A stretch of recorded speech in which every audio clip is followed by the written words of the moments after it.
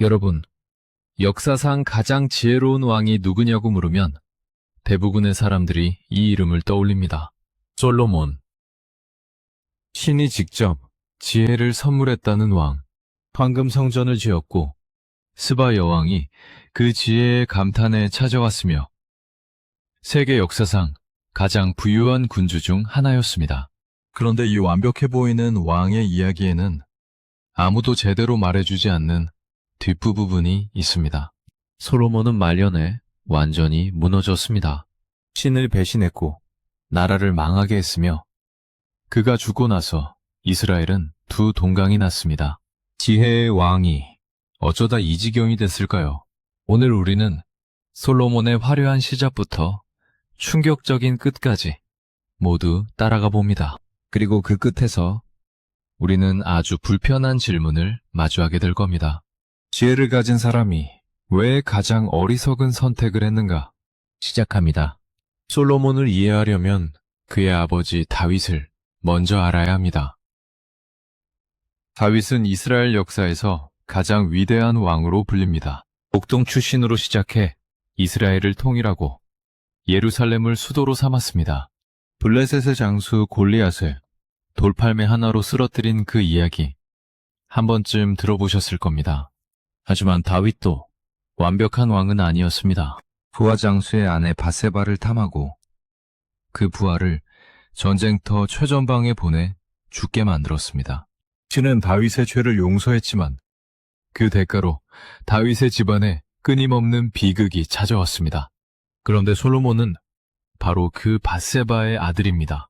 다윗의 스캔들에서 태어난 아들이 왕이 된 겁니다. 솔로몬이 왕위에 오른 과정도 드라마 그 자체였습니다. 다윗에게는 아들이 여럿 있었습니다. 그중 아도니아가 다윗이 늙고 병든 틈을 타 스스로 왕을 선포했습니다. 그 소식을 들은 바세바가 다윗에게 달려갔습니다. 왕이시여, 왕께서 저에게 약속하셨습니다. 솔로몬이 왕이 될 것이라고.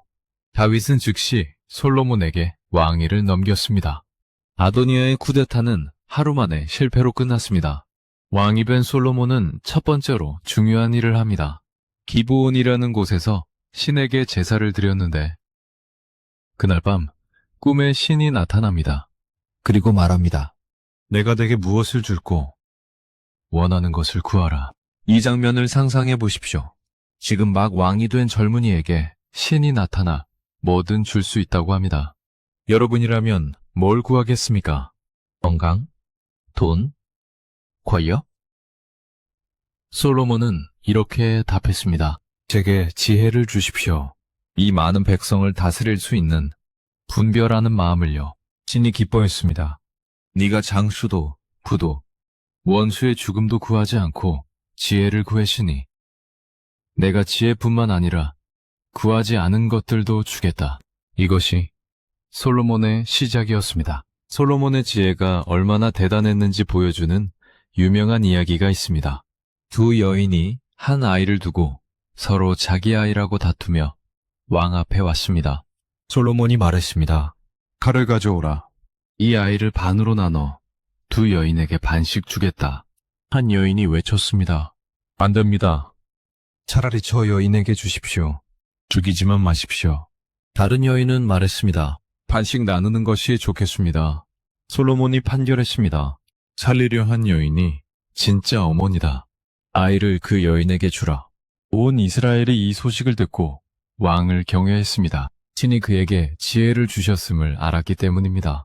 솔로몬의 업적은 정말 대단했습니다. 가장 먼저 그는 아버지 다윗이 평생 꿈꿨지만 이루지 못한 일을 해냈습니다. 신을 위한 성전을 짓는 것.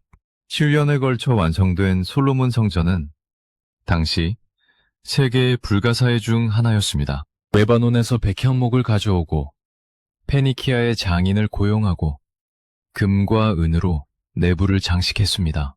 성전을 짓는데 동원된 인력이 무려 18만 명이 넘었습니다. 완공 후 봉헌식에서 솔로몬이 기도를 마치자 하늘에서 불이 내려와 재물을 태웠고 신의 영광이 성전을 가득 채웠다고 성경은 기록합니다.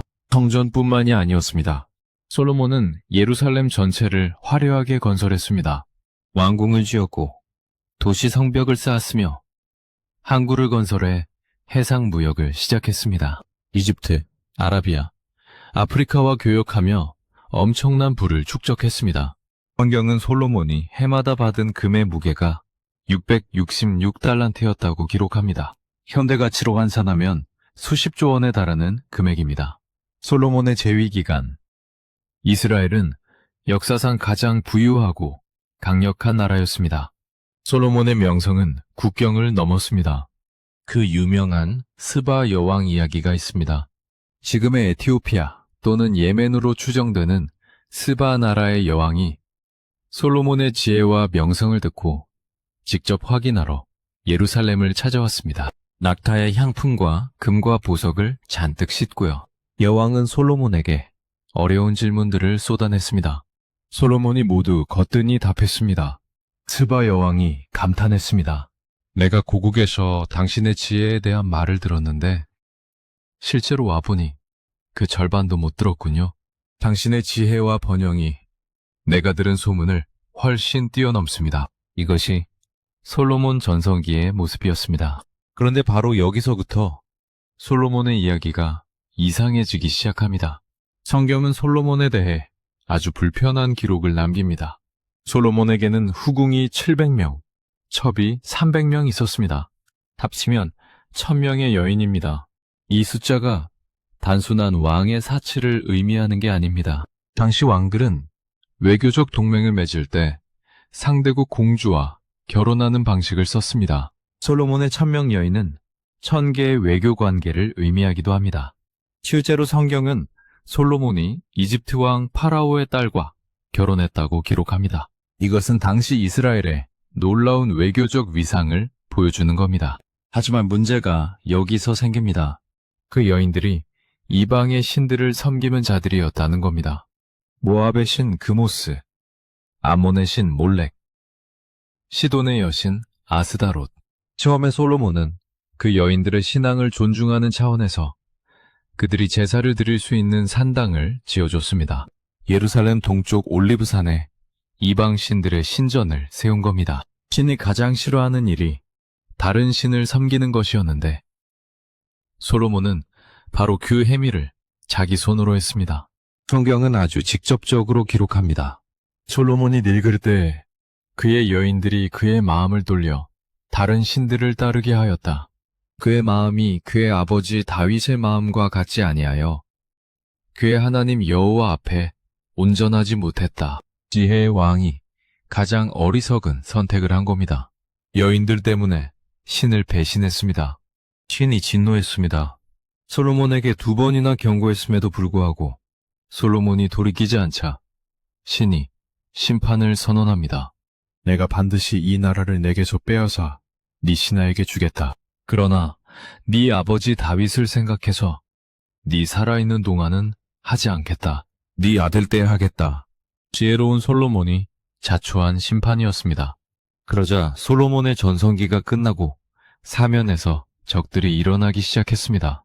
에돔 사람 하닷이 반기를 들었고 시리아의 르손이 다마스쿠스를 장악하며 이스라엘을 괴롭혔습니다. 그리고 가장 결정적인 내부의 적이 나타났습니다. 솔로몬의 신하 여로보암이었습니다. 여로보암은 솔로몬이 직접 발탁한 인재였습니다. 능력이 출중해 솔로몬이 중요한 공사를 맡겼던 인물입니다. 그런데 어느 날 예언자 아히야가 여로보암을 찾아와 자신의 옷을 12조각으로 찢으며 말했습니다. 이 중 10조각을 가져가라. 신이 솔로몬의 손에서 나라를 빼앗아 10지파를 내게 줄 것이다. 여로보암이 반역을 도모했고 솔로몬이 이 사실을 알고 여로보암을 죽이려 했습니다. 여로보암은 이집트로 도망쳐 솔로몬이 죽을 때까지 숨어 지냈습니다. 이제 솔로몬의 마지막을 이야기해야 합니다. 성경에는 솔로몬의 마지막 순간이 아주 간략하게 기록되어 있습니다. 놀랍도록 간략하게요. 솔로몬이 예루살렘에서 온 이스라엘을 40년 동안 다스렸다. 솔로몬이 그 조상들과 함께 자고 그 조상 다윗의 성에 장사되었다. 그의 아들 르호보암이 대신하여 왕이 되었다. 끝입니다. 화려했던 왕의 마지막 치고는 너무나 허무한 기록입니다. 그런데 솔로몬이 직접 남긴 기록이 있습니다. 성경에서 솔로몬이 쓴 것으로 전해지는 세 권의 책이 있습니다. 잠언, 아가, 그리고 전도서. 특히 전도서가 충격적입니다. 전도서의 첫 구절은 이렇게 시작합니다. 헛되고 헛되며 헛되고 헛되니 모든 것이 헛되도다. 세상에서 가장 지혜롭고 가장 부유하고 가장 강력한 왕이 인생의 끝에서 내린 결론이 이것입니다. 모든 것이 헛되다. 전도서를 계속 읽어보면 솔로몬이 말년에 무엇을 느꼈는지가 생생하게 드러납니다. 나는 내 마음이 원하는 것을 무엇이든 하지 않은 것이 없었다. 나는 내 손으로 한 모든 일과 내가 수고한 것을 보았는데 보라, 모든 것이 헛되고 바람을 잡으려는 것이었다. 해 아래 아무 유익이 없었다. 세상의 모든 것을 가진 사람이 내린 결론입니다. 다 가져봤는데 아무 소용없었다. 솔로몬이 전도서에서 가장 마지막에 남긴 말이 있습니다. 일의 결국을 다 들었으니 하나님을 경외하고 그의 명령들을 지킬지어다. 이것이 모든 사람의 본분이니라. 지혜의 왕이 평생을 살고 나서 깨달은 것이 결국 이것이었습니다. 처음으로 돌아가라. 신을 경외하라.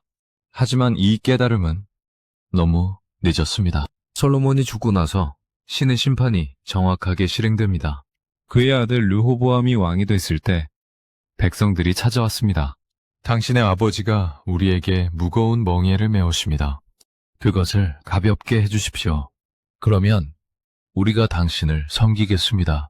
솔로몬이 성전을 짓고 왕궁을 세우는 동안 백성들은 엄청난 세금과 부역으로 고통받았던 겁니다. 지혜의 왕의 화려함 뒤에 백성들의 신음이 있었습니다. 르호보암은 어리석은 선택을 했습니다. 나이든 신하들이 백성의 요구를 들어주라고 조언했지만 르호보암은 자기 또래 젊은 신하들의 말을 들었습니다. 내 아버지는 채찍으로 너희를 다스렸지만 나는 전갈 채찍으로 다스리겠다. 이 말 한마디가 나라를 두 동강냈습니다. 열지파가 르호보암을 버리고 여로보암을 왕으로 세웠습니다. 이집트에서 돌아온 그 여로보암입니다. 이스라엘은 북쪽의 이스라엘 왕국과 남쪽의 유다 왕국으로 영원히 갈라졌습니다. 솔로몬이 지은 죄의 결과가 그의 아들 세대에서 정확하게 실현된 겁니다. 여기서 우리는 잠깐 멈추고 솔로몬의 인생 전체를 다시 봐야 합니다. 그는 분명 역사상 가장 지혜로운 왕 중 하나였습니다. 신이 직접 지혜를 주었고 그 지혜로 위대한 일들을 이뤘습니다. 성전을 지었고 나라를 부강하게 했으며 온 세계가 그를 찾아왔습니다. 하지만 그 지혜가 정작 자기 자신에게는 적용되지 않았습니다. 남의 다툼을 중재하는 지혜는 있었지만 자신의 욕망을 다스리는 지혜는 없었습니다. 이것이 솔로몬의 비극입니다. 그리고 이것이 우리 모두에게 던지는 질문입니다. 지식과 지혜를 가진 사람이 왜 가장 어리석은 선택을 하는가? 옳은 것이 무엇인지 알면서도 왜 다른 길을 가는가? 솔로몬은 신이 직접 2번이나 경고했음에도 돌이키지 않았습니다. 세상에서 가장 지혜로운 왕이 가장 단순한 유혹에 무너진 겁니다. 흥미로운 것은 솔로몬의 이야기가 성경에서 유독 솔직하게 기록돼 있다는 겁니다. 많은 고대 왕들의 기록은 그들의 업적만 남기고 실패는 감춥니다. 하지만 성경은 솔로몬의 영광과 추락을 모두 기록했습니다. 가장 지혜로운 왕의 가장 어리석은 말년을. 이것이 성경이라는 책의 독특한 점 중 하나입니다. 영웅을 영웅으로만 그리지 않는다는 것. 솔로몬이 남긴 유산을 정리하면 이렇습니다. 긍정적인 면에서 그는 역사상 가장 화려한 성전을 지었습니다. 이스라엘을 최대 부강의 나라로 만들었습니다. 잠언, 아가, 전도서라는 지혜문학의 걸작을 남겼습니다. 전 세계에 이스라엘의 이름을 알렸습니다. 하지만 부정적인 면에서 그는 백성들에게 과도한 세금과 부역을 부과했습니다. 이방 신들의 신전을 예루살렘에 세웠습니다. 말년에 신을 배신했습니다. 그리고 그가 죽자마자 나라가 둘로 갈라졌습니다. 솔로몬은 전도서에서 이런 말도 남겼습니다. 지혜가 많으면 번뇌도 많으니 지식을 더하는 자는 근심을 더하느니라. 세상에서 가장 지혜로운 왕이 지혜의 한계를 스스로 고백한 겁니다. 아는 것이 많아질수록 더 괴로워진다는 것을요. 솔로몬의 이야기는 오늘 우리에게도 유효합니다. 능력과 지혜를 가진 사람이 반드시 옳은 선택을 하는 것은 아닙니다. 높은 자리에 오른 사람이 반드시 훌륭한 결말을 맞는 것도 아닙니다. 오히려 더 큰 것을 가질수록 더 많은 유혹이 찾아오고 더 큰 책임이 따르며 더 큰 추락이 기발입니다. 솔로몬이 바로 그 증거입니다. 마지막으로 솔로몬의 이야기에서 가장 씁쓸한 장면을 떠올려 봅니다. 젊은 솔로몬이 기브온에서 신께 기도하던 그 밤, 신이 뭐든 원하는 것을 주겠다고 했을 때 솔로몬은 지혜를 달라고 했습니다. 그 선택이 얼마나 아름다웠는지 신이 기뻐하셨습니다. 그런데 그 지혜를 받은 솔로몬이 결국 지혜롭지 못한 최후를 맞았습니다. 모든 것이 헛되다는 결론을 내리며 어쩌면 솔로몬의 진짜 메시지는 이것일지도 모릅니다. 지혜는 받는 것으로 끝나지 않는다. 매 순간, 매 선택에서 다시 사용해야 한다. 그리고 가장 어려운 지혜는 자기 자신을 다스리는 지혜다. 세상에서 가장 지혜로운 왕이 정작 자신을 다스리는데 실패했습니다. 그리고 그 실패가 한 나라를 무너뜨렸습니다. 역사가 우리에게 주는 가장 비싼 교훈 중 하나입니다. 오늘 영상이 도움이 되셨다면 구독과 좋아요 부탁드립니다.